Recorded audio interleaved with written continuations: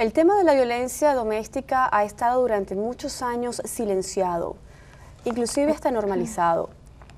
Usualmente se pensaba que lo que sucedía en casa había que ocultarlo, no nombrarlo.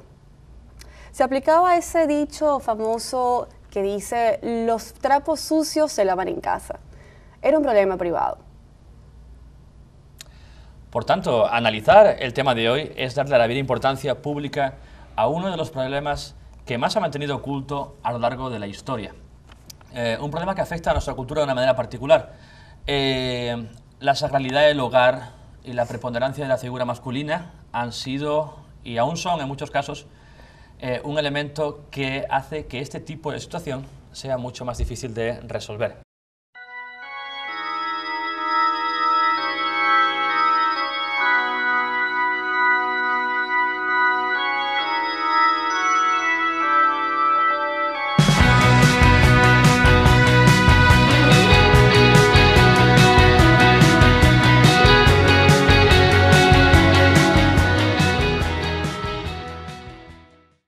Hoy por fin, en nuestro programa, vamos a comenzar a hablar de este tema, vamos a intentar aportar a la tertulia, voy a intentar aportar un granito de arena y para ello hemos traído, tenemos el honor de contar con dos distinguidísimas invitadas, muy bellas además las dos. Muchas gracias. Se trata de Luz Belleza Vins y Elena Ortegón, ambas son activistas sociales y agentes de trabajo social en Nashville desde hace varios años y ellas nos van a acercar un poquito durante unos minutos lo que es el problema de la violencia doméstica aquí en nuestra ciudad. Bienvenidas a la tertulia, Luz Belleza, Elena, un placer. A ver, Luz Belleza, eres peruana, peruana. Háblanos un poco acerca de Elena, ¿cuál es su trayectoria? Bueno, con Elena tengo una trayectoria bastante larga. Ella ha trabajado en Nashville por varios años, luego se fue y regresó porque le encanta la ciudad, me imagino. Y nos hacía muchísima falta. Ella trabajó en un albergue, en un programa de albergues. Y después ahora trabaja en la coalición de violencia doméstica con mujeres que son maltratadas en el tema más de inmigración. Muchísimas gracias. Tenemos entonces a Elena Ortegón, colombiana de la ciudad de Bogotá, y vamos a entonces permitirle que nos presente un poco la trayectoria de Luz Belleza. Adelante, Elena. Bueno, Luz Belleza la conozco hace más o menos unos 4 años. Más que una colega de trabajo, es una amiga. Tengo la felicidad de contar con personas en este medio que trabajamos con víctimas de violencia doméstica, que son personas muy humanitarias y Luz Belleza es una de ellas. Es una persona que le interesa muchísimo el bienestar de las víctimas de violencia doméstica, mujeres hispanas y mujeres inmigrantes, y yo en realidad me siento muy privilegiada de ser su amiga y su colega. Entonces, vamos a comenzar con el tema. La violencia contra la mujer, el maltrato doméstico. Explícanos un poco de eso, ¿de qué se trata? En una forma simple, en una pareja, el componente masculino toma completo control emocional y físico de su pareja y se manifiesta con ataques físicos, hostigo, asalto sexual, humillación, discriminación continua. Lamentablemente, una de cada 4 mujeres va a experimentar violencia doméstica a lo largo de su vida. 1 de cada 4 mujeres. Efectivamente, es muy triste, pero es real. Realmente, sí, comparto tu opinión. Bueno, y también queremos dejar en claro que hablamos de mujeres porque un estudio del Departamento de Justicia de los Estados Unidos encontró que 84% de las personas que sufren de violencia doméstica son mujeres. Más sin embargo, queremos dejar claro que también hay hombres que son víctimas de maltrato doméstico, pero tal vez nos refiramos más como ellas o mujeres porque hay más víctimas femeninas. Se puede deducir que no todos los tipos de maltrato son iguales, que hay diferentes tipologías. En tu experiencia real, ¿cuáles son los casos de maltrato con los que ustedes habitualmente se encuentran? Tenemos 2 tipos principales de maltrato, el maltrato físico y el maltrato psicológico. El maltrato psicológico puede ser tan dañino o más dañino que el maltrato físico.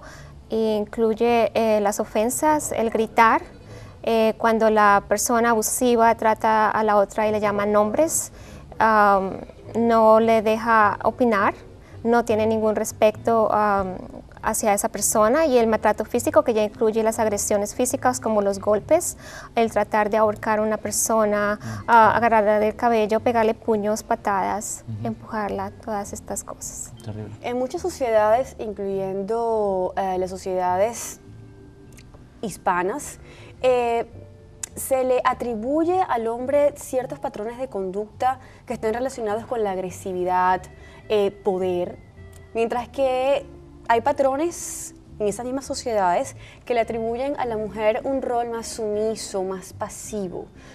Luz Belleza, ¿tú piensas que la actitud agresiva de una persona tiene que ver con su cultura?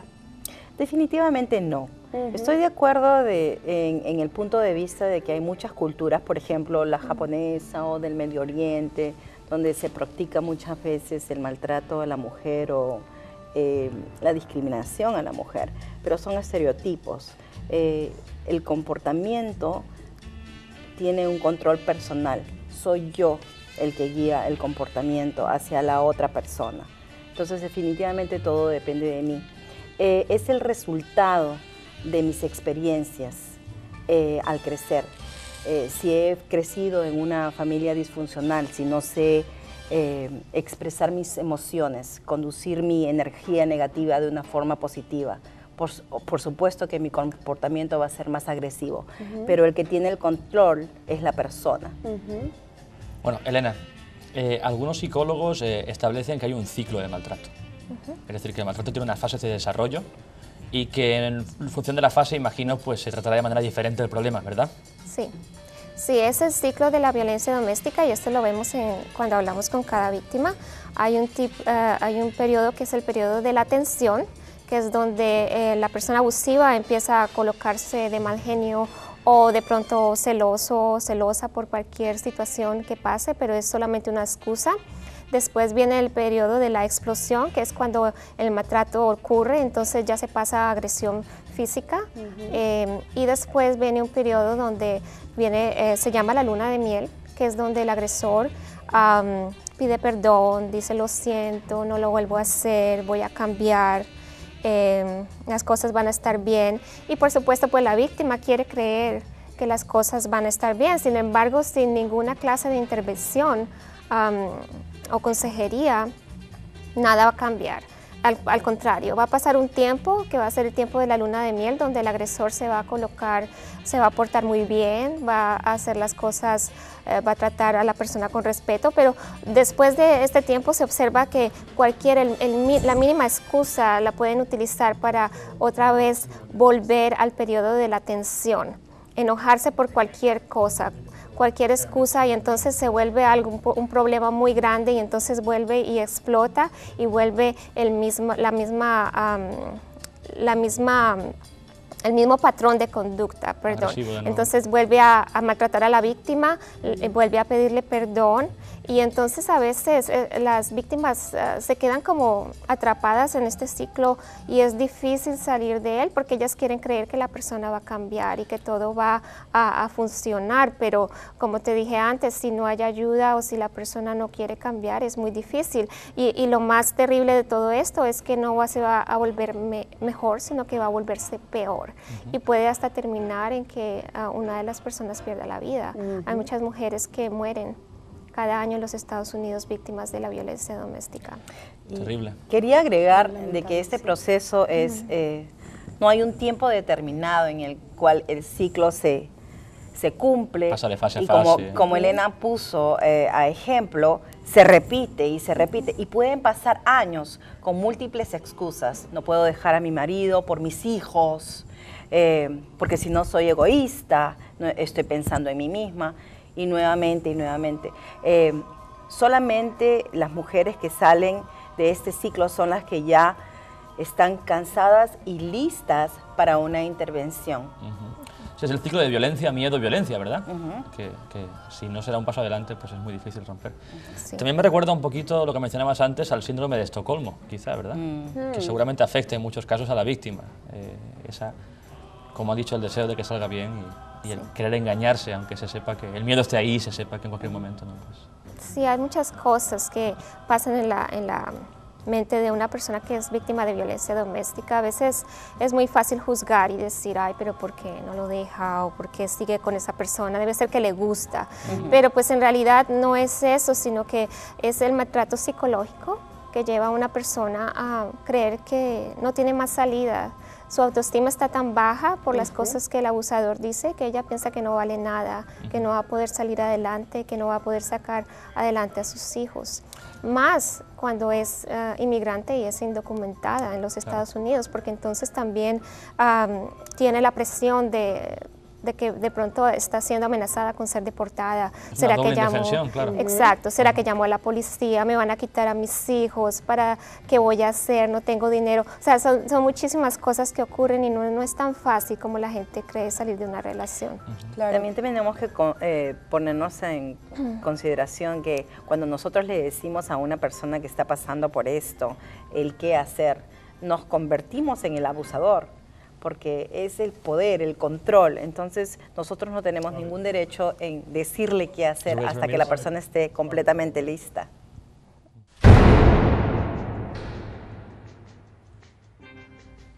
A ver, Luz Belleza, ¿cuál será el perfil o las características más comunes que se observan en mujeres que son víctimas de maltrato doméstico?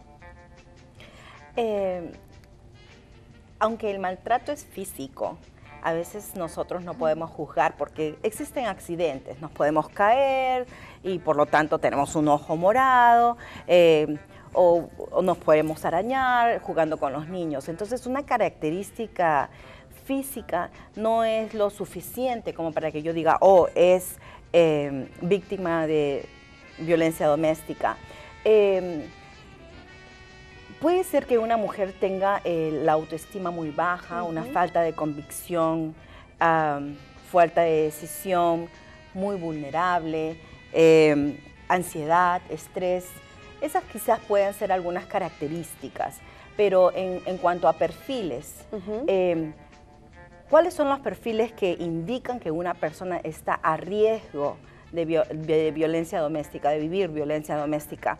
Es aquella persona que no se ha realizado como profesional, que no tiene la educación, las herramientas suficientes para poder manejar esta situación. Puede ser que ella haya vivido violencia doméstica en su seno familiar desde muy niña, que no ha aprendido que su opinión existe, que siempre le han dicho de que yo tomo las opiniones por ti, y vulnerabilidad en lo que es la edad. Las peores decisiones se ocurren cuando tienes de 18 a 25 años. Es cuando recién estás aprendiendo la vida. Entonces, crees que todo está lindo, pero ahí es cuando realmente te das cuenta que la vida no es lo que te imaginaste. Correcto. Así es. Muy interesante, Luz Belleza. Y me gustaría también preguntar a Elena, como docente, como profesor, en muchas ocasiones pues, veo parejas jóvenes y al igual que es importante saber identificar cuando una mujer sufre maltrato, yo creo que también seguramente hay algún tipo de señales que nos ayudan a identificar a posibles maltratadores, ¿cierto? Sí. Es importante que los padres de familia empiecen a educar a sus hijos acerca de lo que en realidad es ser un hombre. Muchas veces en nuestra cultura enseñamos que los hombres son los machos, son los fuertes, son los que dominan. Y ellos a veces toman estos ejemplos en la manera equivocada. Muchos de los abusadores han vivido violencia doméstica cuando eran niños y aprenden estos modelos. Y cuando son grandes, pues los imitan. No todos, pero muchos, según los estudios que se han realizado. A ver, un hombre que puede tener un perfil de abusador puede ser una persona que es posesiva, que es celosa y que usa los celos como una excusa para decir yo te amo y no quiero que nadie esté contigo porque es que te amo demasiado, entonces no te voy a ya dejar. Empieza todo poquito a poquito y va escalando. Primero no quiero que estés con nadie, después le está revisando el teléfono celular, las llamadas, los mensajes, la computadora, los emails, después le está quitando el teléfono, ya no la deja salir, ya no la deja vestirse como ella se vestía antes, no la deja tener amigos. Esclavitud, casi. Exactamente. Se le aparece en el trabajo sin que ella lo invite para ver ella qué está haciendo. la espía o la sigue, pueden ser estas cosas señales de que una persona puede ser un abusador, le grita, le llama nombres. O sea, inseguro y una persona insegura y paranoide, quizás, ¿no? Sí, en realidad, en el fondo de una persona que es abusadora está eso, la inseguridad. Él teme que lo vayan a dejar y por eso quiere controlar a la persona para mantenerla a su lado. Sí, de un extremo al otro. Sí. Sí, y es muy importante eso que acabas de acotar, esa falsa percepción que hay entre el amor y la obsesión que llega a ser inclusive abuso. Sí. Muchas personas piensan que mientras esa persona está más al control de lo que hago y lo que no hago es porque más se interesa por mí, es porque me quiere. Exacto. Y eso es muy importante que se aclare, ¿no? Que realmente el amor no tiene nada que ver con agresión ni nada que ver con control. Con respeto y con igualdad. Exactamente, respeto e igualdad. Bonitas muy bonitas palabras, muy buena manera de terminar entonces esta pregunta. Saltemos entonces a ese momento en que una mujer, o por lo menos cualquier televidente en este momento, se siente identificada con esta situación, esté pasando por este terrible problema y sienta que quiere denunciar. ¿Qué le podemos decir a esas personas que están pasando por esto y por alguna u otra razón, ya sea por temor, por inseguridad o por pensar que el estar o no estar legal puede afectar esa denuncia? ¿Qué le podemos decir a esas mujeres que nos están viendo en este momento? Luz Belleza. Le podemos decir que hay ayuda. Gracias a Dios, en Davidson County tenemos una red de profesionales que realmente le interesa este tema, trabajan para las mujeres y nos preocupamos muchísimo por su bienestar. Es importante que ellas comprendan que el primer paso lo tienen que hacer ellas. Y lo tienen que hacer de una forma indicada. A veces nuestra comunidad va a recursos que les van a dar unas ideas equivocadas de lo que es ayuda. Por ejemplo, si a ti te duele el diente, ¿a dónde vas? Al dentista. Claro. Si te duele el corazón, vas al cardiólogo.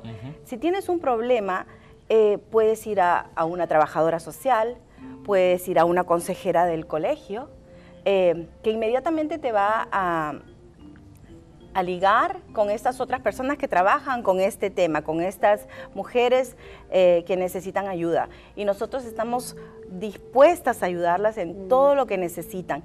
No necesitas estar lista, podemos prepararte, podemos conversar hasta que tú estés lista para salir y dar ese gran paso, porque es un gran paso, es muy, muy difícil salir de este ciclo. Pero hay personas que estamos con ustedes, o sea, que estamos aquí para ayudar. Entonces solamente tienen que decidirse y nada más.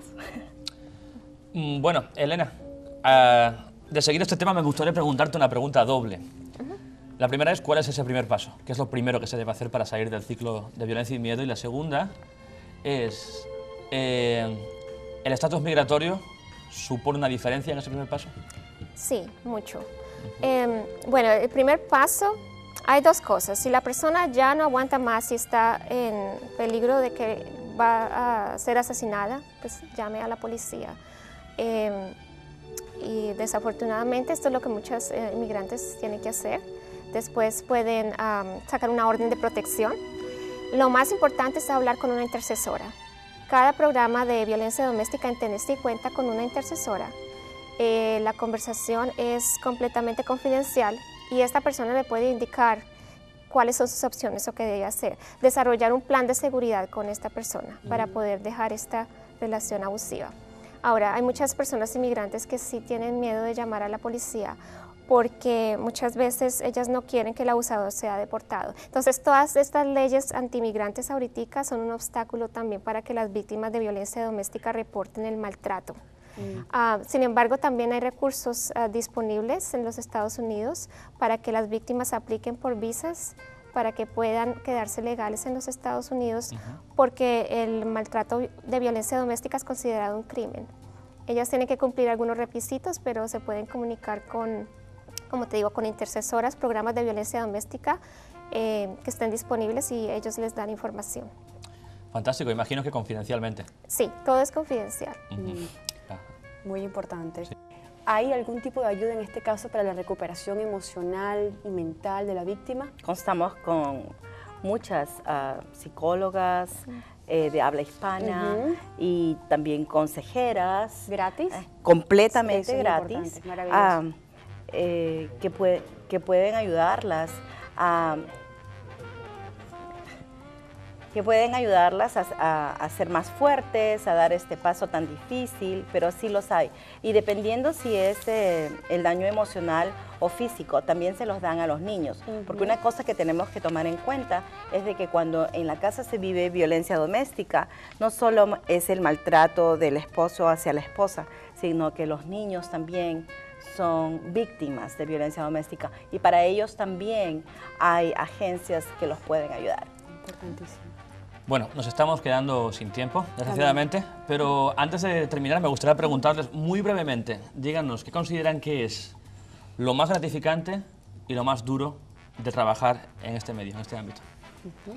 Pues yo me considero privilegiada de poder ayudar a estas personas. Son personas que están pasando por momentos difíciles, es muy gratificante y ellas de verdad que aprecian todo lo que uno hace por ellas.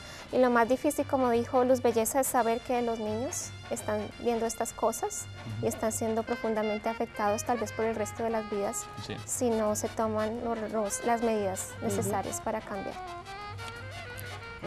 Lo más gratificante es ver cuando una víctima ha salido de ese ciclo y la ves fuerte y luego ha tenido intervención y ayuda y ha seguido los pasos necesarios para realmente recuperarse emocionalmente y la ves florecer y la ves feliz y con consejería y todo, con todo su plan pues puesto para ella y que está encaminada. Lo que no me gusta de todo esto es que pocos recursos, muy pocos recursos. Y me gustaría que hubiera mucho más apoyo del gobierno, de las agencias privadas, etc. Disculpen, un segundito, disculpen. Don Santiago. ¿Empieza la torre ya o qué? ¿Ahora? Urgentemente, rápido, rápidamente. No quiero esperar más. Ok, perfecto, Ya voy para allá, tranquilo, seguro. Ya vuelvo, con permiso.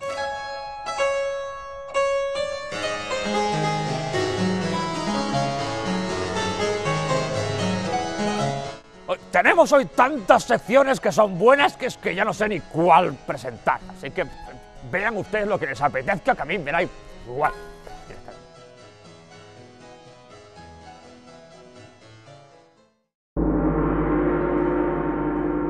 Bienvenidos a la parte final de la tertulia, del debate con nuestras distinguidas invitadas, Luz Belleza Bings y Elena Ortegón. ¿Qué piensas tú, Luz Belleza? Una mujer que ya decidió dar ese paso, es ex víctima del maltrato doméstico, pero no tiene hogar. Es importante que antes que ella dé el paso, hable con una persona que la pueda guiar para dar ese paso de la forma correcta, para no quedarse desamparada. Lo que está ocurriendo ahora es de que, inclusive sin dar el paso, ocurre la violencia doméstica, viene la policía, lo llevan a él a la cárcel y ella se queda con los niños. ¿Y ahora qué hago? ¿Me entiendes? Entonces es súper difícil, pero lo bueno es la preparación. Tienes que prepararte para tomar este gran paso. Tienes que tener una buena conexión con amigas, con personas de la comunidad que puedan asesorarte de hacerlo de la mejor manera posible. ¿No? Porque es difícil. Sí, sobre todo cuando ella siempre ha tenido el control de todo, del dinero, de la casa, de todo. Claro, eso iba a decir, que es, o sea, de lo dicho al hecho hay un trecho, ¿no? Y si precisamente uno de los síntomas del maltrato es la anulación como persona, definitivamente, pues no va a ser tan sencillo. También yo me pregunto, ¿hasta qué punto dificulta la actuación? Yo considero que, sobre todo últimamente, después de las últimas elecciones en 2010 aquí, esa idea de demonizar el gasto público, ¿no? Es decir, los estados deben mucho dinero, entonces no podemos gastar nada, y menos si son inmigrantes indocumentados. Es decir, parece como que en esta sociedad, por ser inmigrante indocumentado, automáticamente careces de derechos humanos. A veces sí. Entonces, yo lo veo como un problema grave que afecta también probablemente este caso. No sé. Sí, gravemente, pero no sé, es tal vez falta de información, porque si realmente vemos las estadísticas, no es tanto el dinero ni las oportunidades que los inmigrantes le están quitando a las personas en Estados Unidos. Ellos nos están llevando todos los empleos, nos están llevando toda la educación, pero desgraciadamente hay una campaña que hace creer a la gente que esa es la realidad, cuando no lo es. Y pues desgraciadamente las personas más débiles son las que pagan todas estas cosas, como víctimas de violencia doméstica, los niños, a personas de edad, entonces es bien difícil. Sí. Importante aclaratoria. Y con respecto a este tema del desamparo, me pregunto yo, ¿existen albergues que reciben víctimas de maltrato doméstico con o sin documentos? ¿Existen? Sí, sí existen. Sí existen, pero lo que pasa es de que siempre paran llenos. Entonces hay una lista de espera. Ah, caramba. Y una de las cosas que tengo que decir sinceramente, Dilo. porque trabajo con las familias, es que no veo el sentido comunitario de unión, de ayuda para la propia comunidad cuando hay este tipo de casos. No nos unimos para tener casas transitorias voluntarias para personas que están viviendo domestic violence, violencia doméstica. Entonces también es también nuestra responsabilidad con la comunidad ver cómo podemos ayudar a otras personas que están sufriendo estos maltratos, ¿verdad? Porque los albergues son poquísimos y también tenemos que, no están capacitados para atender a personas que hablan otro idioma o que tienen otro tipo de cultura. Y que traen hijos, Sí. quizás. Y también depende de qué edades tienen tus hijos. Claro. Si tus hijos son más de 16 años, hay albergues que no los permiten estar ahí. Entonces, ¿qué hace la madre? Ninguno. O todos o ninguno. Claro. Yo veo otro problema. Otro problema que veo yo es el hecho de que todas las personas que se consideran enemigas de la comunidad latina nos ven como una comunidad, nos ven como una cosa. Entonces ellos odian unidos y ellos ejercen su odio unificadamente.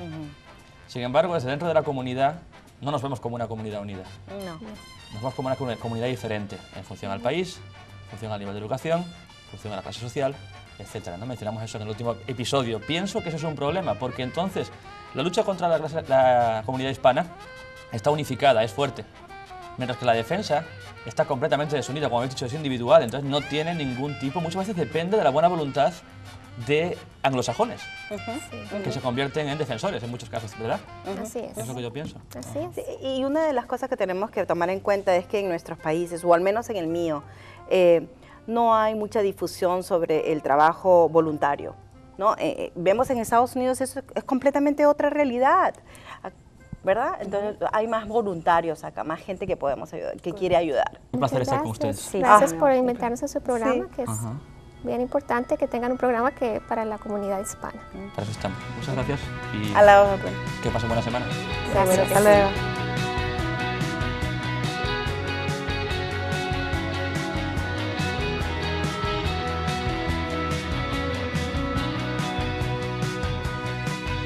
He said I could tell you like you are the crown jewels, yeah.